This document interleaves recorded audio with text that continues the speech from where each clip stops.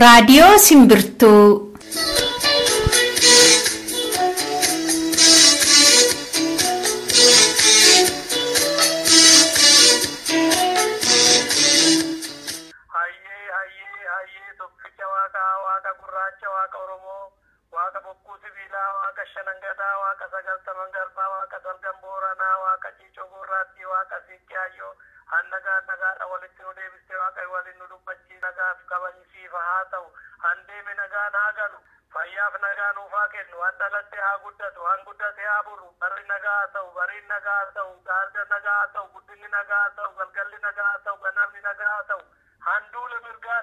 Torbeen naannee qophii torbeetiin torbee keenya eeggannee kan isin eegaa jirru qopheessitoonni raadiyoo Simbirtuu akkam jirtu dhaggeeffattoota keenyaa isiniin jenna. Nageenyi badhaadhaa bakka jirtanitti nagaan keenya kabajaa qilleensa irraan isin biraa ga'u.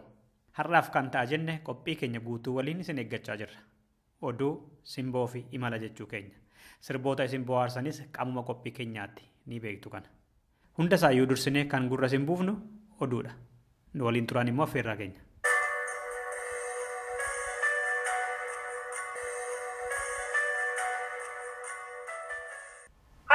An oduu kan isinitti himu caaltuu faansaati. Mootummaan Itoophiyaa godina Gujii keessa obootu seene jechuun manneen Oromootaa sakatta'aa fi saamaa jira. Karaa Booree hanga Nagallee Booranaatti humni waraanaa guyyuu konkolaataa dhaabsisuun namaa fi fe'iinsa sakatta'aa jiru. Waraanni Itoophiyaa Adoolaa fi Shaakkisoottis mana Oromootaa keessaa qabeenya saamaa jiru jedha maddi keenya. Warqee laga dambii dhorkachuuf lolaaf qophooftaniitu jedhamanii Oromootni hedduun hidhamaa jiru jedha maddi keenya. Mootummaan Itoophiyaa daran uummata Oromoo fi barattoota Oromoo irratti tarkaanfii hamaa fudhachaa akka jiru ifa bahe. Itti aanaan pirezidaantii Yuunivarsiitii Amboo Dr. Laaqaa Wandimuu barattoota Oromoo mooricha keessatti argaman irratti yeroo dheeraadhaaf tarkaanfii hamaa ta'e fudhachaa turuunsaa kan beekamudha. Gaafa waxabajjii 23 bara 2014 jeequmsa kaastanii mooraa Yuunivarsiitichaa fi magaalaa Amboo keessatti kan jeequmsa kaase isin mootummaa irrattis uummata kan kakaase isinidha jechuun barattoota nagaa barnoota irraa ari'e. Barataa Morkaa Qananii, Yoonaas Alamuu, Awwal Muhammad, Ismaa'il Mitikkuu, Biqilaa Galmeessaa, Fayyisaa Baqqalaa, Hundeessaa Abarraa fi Tafarraa Aadaa kanneen jedhaman keessatti argamu. Wallagga Lixaa magaalaa Beegii keessatti fincilli diddaa gabrummaa itti fufe. Hidhamtoota 5 irrattis mootummaan Itoophiyaa murtii hidhaa. Manni murtii magaalaa Beegii Obbo Abdii Raggaasaa Baatii 5, Obbo Suleemaan Gobbaa, Tashaalee Abarraa fi Barataa Bakkachaa Mikaa'el hidhaa waggaa 1, Abbush Taakkalaa waggaa 1 fi Baatii 5 hidhaa itti murteesse. Namootni 3 ammoo bakka buuteen isaanii sun beekamne jedha maddi Simbirtuu Beegiirraa. Kun otoo kanaan jiruu fincilli diddaa gabrummaa uummata naannoo sanaan itti fufeera. Gaafa waxabajjii 24 bara 2014 uummanni magaalaa Beegii mana murtii fuulduratti wal gahuudhaan barattootni hidhamanis ta'e namootni murtiin itti murteeffame murtoo haqaa miti mirgi isaanii kabajamuu fi qaba yakka dalagan tokkollee hin qaban namoota hiitan hunda gannuu dhiisaa jechuun fincila diddaa gabrummaa itti fufaniiru. Poolisoonni fi tikootni mootummaa warra hiriira bahan irratti dhukaasa bananii turan. Guyyuma walfakkaatutti uummatni fincilasaa jabinaan waan itti fufeef humni waraanaa magaalaa Dambidolloo irraa gara Beegiitti fe'amaa erga oolee booda halkan uummata nagaa irratti dhukaasa banuu fi manarra deemanii uummata doorsisaa jiru jedha maddi keenya. Doorsisnii fi dhukaasni banamus uummatni garuu akkana jechuun gaaffii isaanii itti fufaniiru. Nuti uummatni Oromoo wabootu dhufee nu bulcha malee mootummaa halagaaf hin gabroomnu namoota keenya hiitan nuuf hiikaa kan bakka buutee isaanii dhabames nuuf fidaa waraanni mootummaa nurraa haa ba'u jechuun gaaffii isaanii itti fufanii jiru. Waxabajjii 23 bara 2014 sirni awwaalcha sabboonaa dargaggoo Galaanaa Nadhaa naannoo dhaloota isaa godina Dhiha Shawaa aanaa Tokkee Kuttaayee ganda qonnaan bulaa Tokkee Kombolchaatti uummanni Oromoo bakkoota garaagaraa irraa walitti dhufuun gaggeessan. Galaanaa Nadhaa kan bilisummaa uummata Oromoof falmu kan sabboonummaa fi dandeettiin isaa nama boonsu jechuun uummanni Oromoo marti gaddee jira. Uummatni naannoo sanaa fi qeerroonis fincila diddaa gabrummaa isaanii itti fufuun sagalee isaanii akkana jechuun dhageessisanii jiru. Gumaan ilmaan Oromoo hin haftu, gumaa Galaanaa Nadhaa ni baasna, qabsoo gootonni Oromoo irratti wareegaman galmaan ga'uuf sannuun qabsoofna, wareegama ilmaan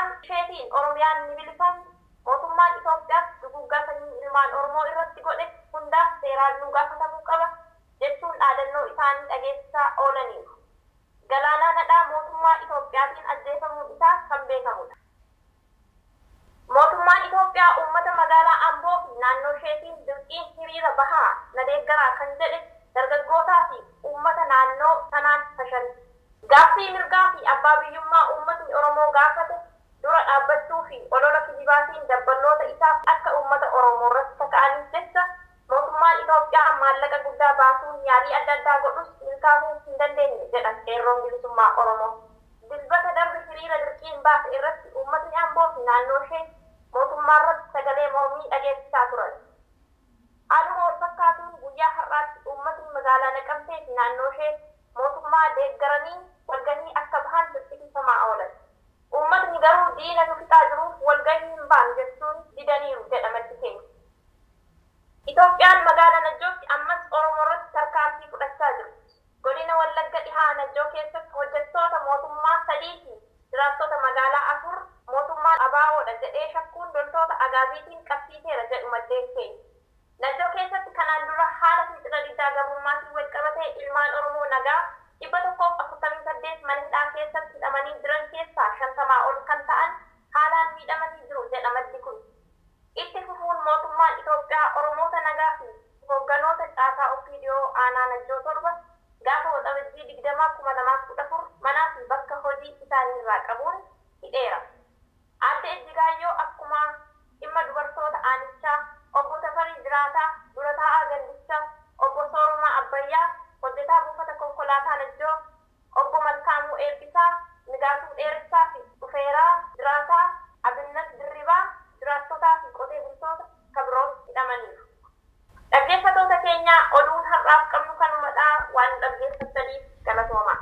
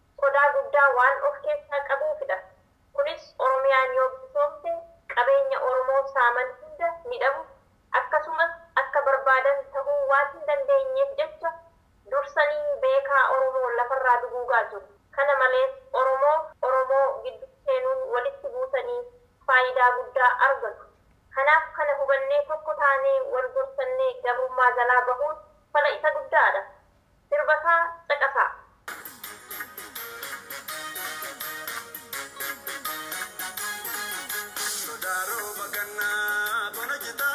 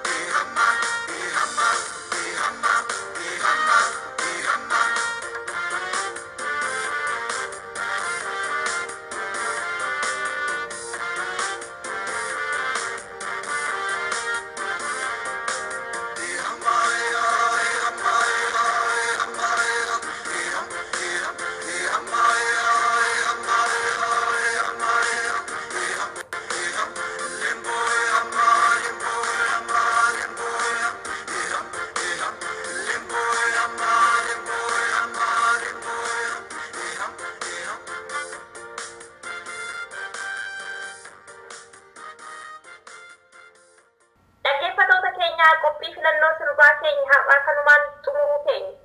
Sagantaan simbirtuu garuu itti fufa. Amma dabareen kan imalaati.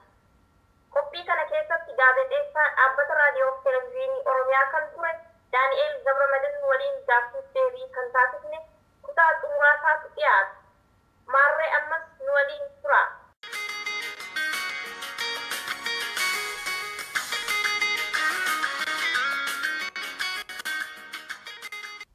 Uummanni Oromoo haala har'a keessa jirutti yoo ilaalte otoo filannoon lama dhiyaate uummata Oromoodhaaf Oromiyaa walaboomte yookaan qaama Itoophiyaa taanee fuufna akka amma jirrutti.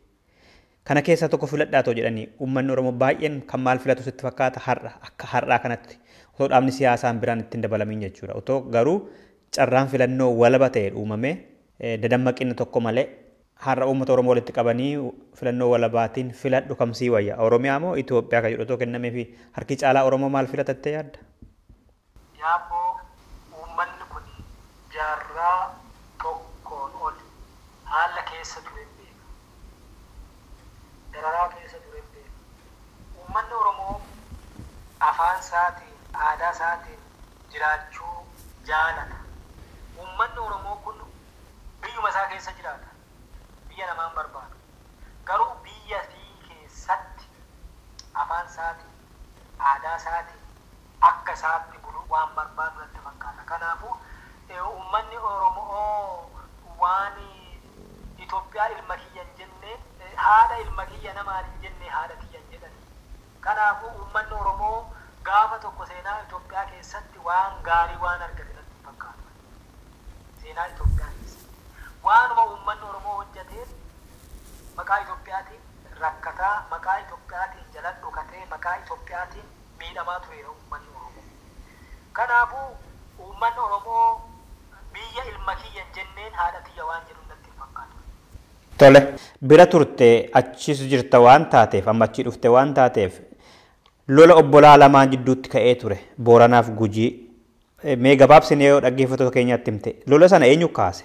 Yookaan dhuguma jara lamaantu lolaniitu isaanumatu akka tasaa isaan jidduutti ka'e moo humna addaa kaase laata akka ati beektutti?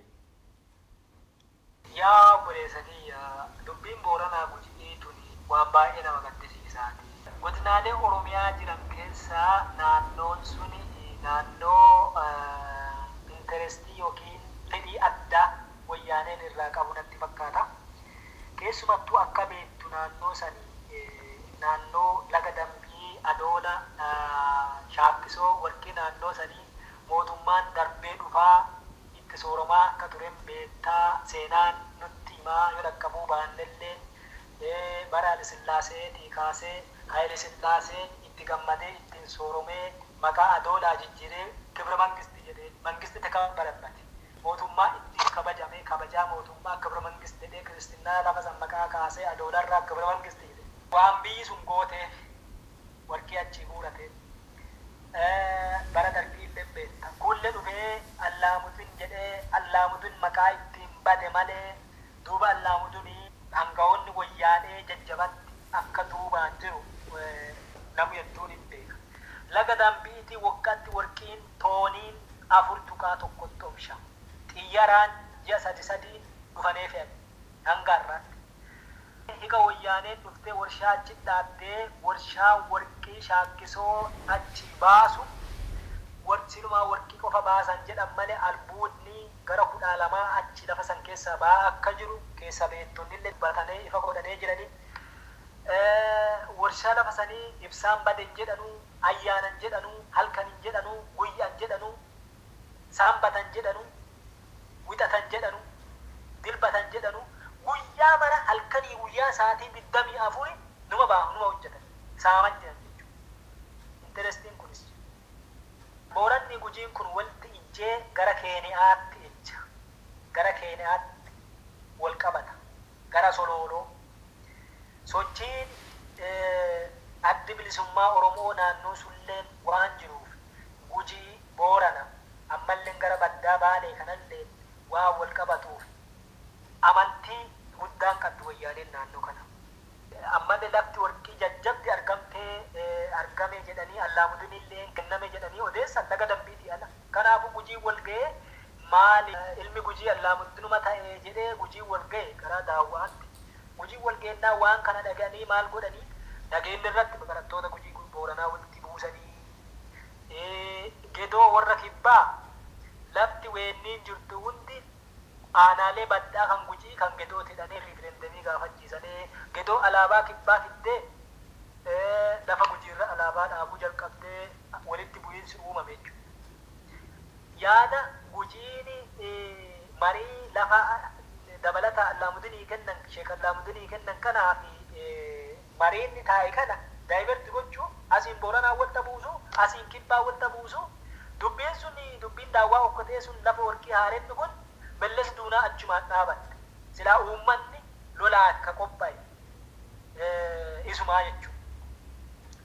Mallas Duunaa achumaa hatte abbaan dhimmichaa lafa naannoo sanii immoo Mallasaan du'eennaa uummanni naannoo san bosona keessatti tundu'ateenna jedhee lafa san badda dhaqee qorqoorroo dhaqee manarra ijaaree mana kana waliin nu guba yoona jedhanii uummati akkasi qophaa jiruuni Mallasaan du'ee dubbiin sun achumaan qabbanootti gadda. Amma immoo mootummaan intarestiin naannoo sanii qabu uummata kana walta buusu. Akkuma beektu uummanni Booranaa hedduun baay'inaan guutuma guutuu jedhuu dandeettaa horsiifatee bulaa loonii horiin bulaa horsiifatee bulaa. Horsiifatee bulaan kun jireenya iddoo deemaa qabeenyi isaanii horii yeroo adda addaatti immoo horii wal jalaa horii saamanii saamtuu godhanii horii gujii fuudhanii Booranaa horii keessa fudhatee horii Booranaa akkana godhanii gujii akkana godhee nama gujii daangaarraa ijjeesanii Booranaa ijjeesee nama Booranaa daangaarraa ijjeesanii gujii ijjeesee qumaariin siyaasaa naannoo sanatti taphatanii jira. Uummanni naannoo sanillee adoo baratee jira horsiifatee bulaa waan ta'eef tikfatee bulaa waan ta'eef baay'inaan hin dandamatu gartee walitti bu'iinsa siyaasa qumaarii diinni irratti taphatu kana nama xiqquma nama baratee beeka malee intarestii addaallee walakkaa sarara jira jedhee yaada ammallee immoo ani akka nama tokkootti kan natti dhaga'amu fakkeenya aanaaleen 5 aanaaleen godina Booranaa jala jiran aanaaleen 5 aanaa Galaanaa, aanaa Abbayaa, aanaa Dudda Daawwaa, aanaa Malkaa Sooddaa, aanaa Bulee Horaa, aanaaleen 5 kun uummataan Gujii godinaan Boorana. Garuu dhiyootti godinni adda ba'e. Garee wayii as keessaa maal jedhaa?